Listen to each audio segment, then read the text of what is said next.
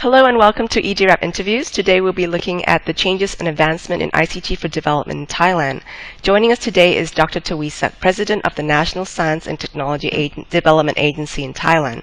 Dr. Thaweesak has been the focal point for the Digital Review of Asia Pacific, or DIRAP, since the beginning and has contributed to all 4 print editions. Welcome, Dr. Thaweesak. Thank you for taking the time to be with us today. Good morning from Bangkok, Christine. Nice to see you. Thank you. Nice to see you too. To begin, Dr. Thaweesak, could you tell us about yourself and your work? Well, I have been working with ICT development for Thailand specifically since 1986, where I took part in drafting the national standard for Thai character code for computers. So by that time, we managed to have Thai language ready for for MS-DOS 6.0. That's sometime before Windows. And in 1992, I was a core developer for Internet in Thailand, whereby we managed to pull many people to work together and introduce the Internet into Thailand. And since then, I work with the National Electronics and Computer Technology Center, or NECTEC, to help out with the development of ICT in general and drove the National ICT Committee to push the National ICT Policy. And in the end, we managed to get the National Master Plan, the Ministry of ICT set up. So that's about the background that I work with the ICT in Thailand. Thank you. Since your last update of DIRAP, Thailand released its second ICT policy for 2011 to 2020. Could you share with us the key directions and how it's different from the first policy? The second policy addressed the Smart Thailand, whereby it's a sort of extension from the first plan, which we focus on bridging the digital divide and universal access in the first plan. But in the second plan, we look forward for good applications of ICT for country development, such as smart industry, smart government, smart farming, and so on in our second plan, including smart health and smart education. Could you? I'm interested in hearing more about the smart farmer initiatives, particularly because a large percentage of Thailand's population is dependent on the agriculture sector. How is ICTs being used in the agriculture sector to particularly to adapt to climate change effects? It has been a very long process in integrating parts of ICT infrastructure for agriculture. I would like to mention one basic thing that we did in NECTEC. We worked with 10 other organizations to collect all the information about water, about the rain and storm, and so on in the country. This is before the big flood. And we managed to set up a sort of integrated water management network. And later, we spin off this into an organization called the Hydro and Agro Informatics Institute. This organization provides a service every day, collecting information about the river levels all over the country, the flow and the water, the rain, and the storm and weather forecast. They are all in the same place, and they are visible on the map, so that wherever you are in Thailand, you can have your local weather prediction about the rain, the sun, and so on. Now, if we provide a cell phone service for any farmer on any location and give them personalized weather forecasts, that means a lot to the farmer, because they have to manage their farm according to the weather, and they can prepare in advance so that they have optimum output. That's the basic thing about water. But at the same time, we work with the soil development department in the Ministry of Agriculture on the project called agricultural zoning.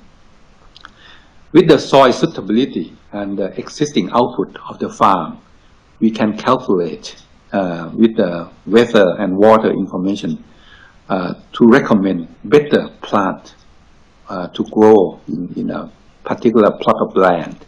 And in this way, when the government want to improve the income of the farmers, they can use ICT to put on this farming zoning policy for the farmers. So this is an ongoing project where we need a very high resolution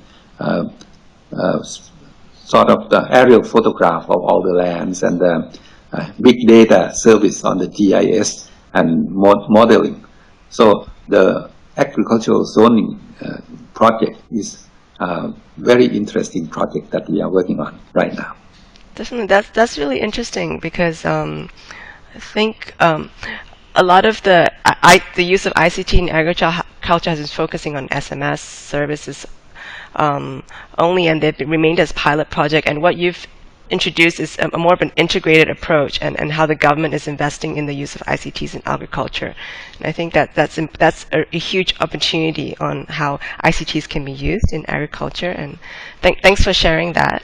I think what have received more media coverage in Thailand has been the One Tablet per Child initiative. Could you share your thoughts on this initiative?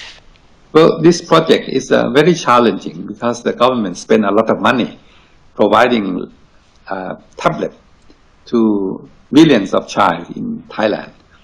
And at the same time, as we are developers, the Ministry of Science and Technology here have been working with other organizations in the educational part to provide online service of all the classes that can be televised and in all subjects, from the primary school to secondary schools as well as vocational school. Now, in this way, we managed to complete our sort of e-DLTV, electronic distant learning television program, as an online service for any user of tablet and laptop to go on to the classes. Now, this helped a lot for rural schools where we have problems with insufficient number of teachers. Now, teachers can do a few more things with the help of computers. They can start a class using a remote teacher by entering our e-DLTV project. And they can allow kids to access all these learning lessons at home when they use a tablet at home. So I believe that this sort of tool can help in the rural area. Thank you. And I'd also like to get an update from you on the use of ICTs in health. As this month, e-DIRAP, we're focusing on the application of ICTs in healthcare. Could you share with us some of the key e-health initiatives that are being rolled out in Thailand? Yes, Thailand started the universal health service almost a decade ago, and it has been very popular and cited from all over the world that this is a scheme that is working well. However, by running the universal health project, we need very good information system, and the project now moving towards the better use of information system. NECTEC has been involving with the Ministry of Public Health in order to digitize the health information that is going on every day all over the country. And we started in a pilot for about 5 provinces to make sure that we keep track of all the information about the universal health. That's one thing that happens in the hospital. And there is another project handled by NECTEC in NASDA. We create a very simple program for the health worker, so that when they work in the rural area, normally they visit the families in the rural area with paper.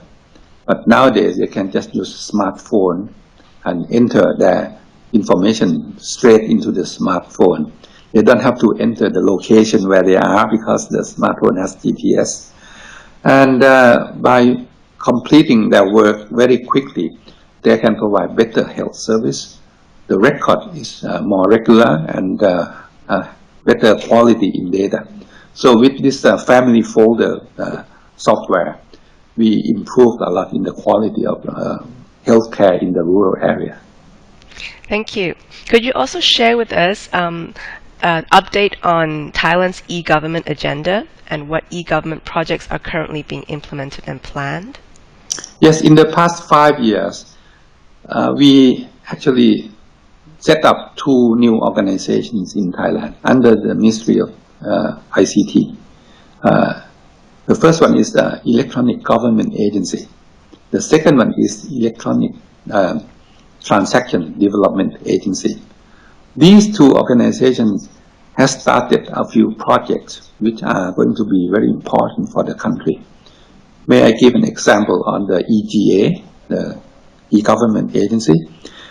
They are running a pilot project called Smart Province.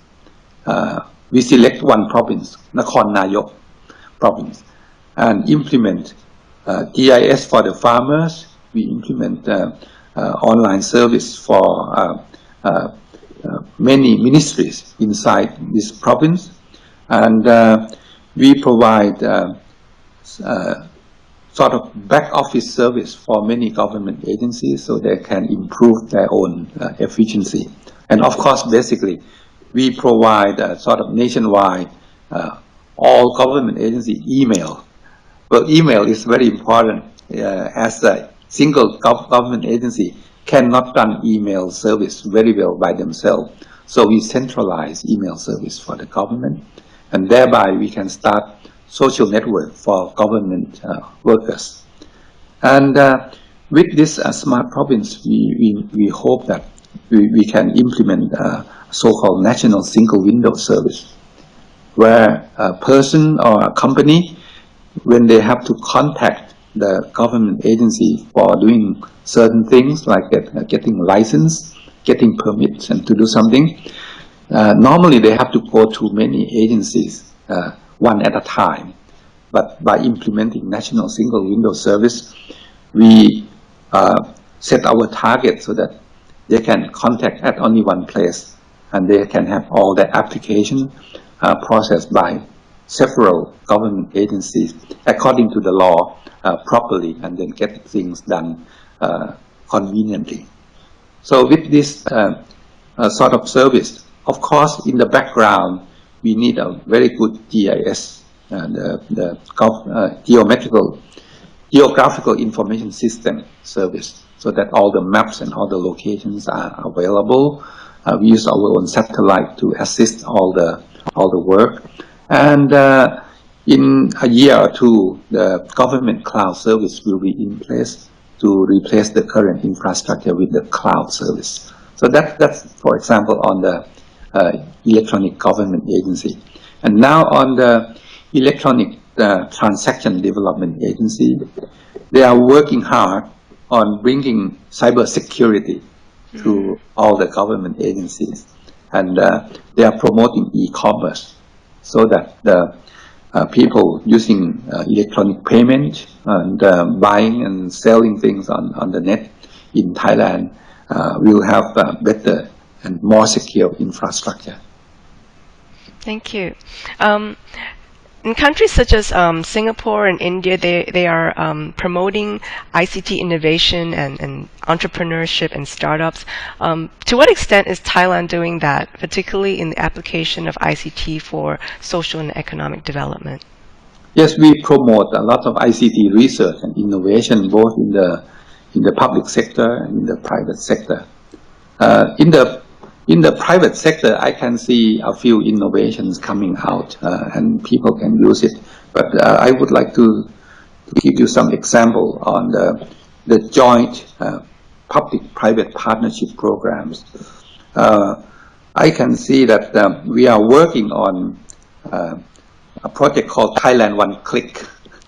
It's a project where the companies and the government work together to provide a big portal service for airline bookings, train bookings, bus bookings, and tourism booking, reservation for visitors, and guide to good locations for tourism and so on. I can see that we are working on ASEAN language translation platform. Which is a research where in the near future it can be openly used by ASEAN countries. It's a collaboration among ASEAN countries to develop multilingual translation from one language in Asia to another. And this includes Japan, English, and Chinese, with all the ASEAN languages. So I believe this is a very important tool for the future and is an innovation. So with the agricultural zoning project that I mentioned earlier about agriculture, it actually can be used anywhere in the world, not just in Thailand. So I believe that by exchanging of the information about research, new innovation can take place and it can be very useful for the area. Thank you. Before we look into the future for Thailand, do you have anything to add regarding the current status of ICT and ICT for development in Thailand?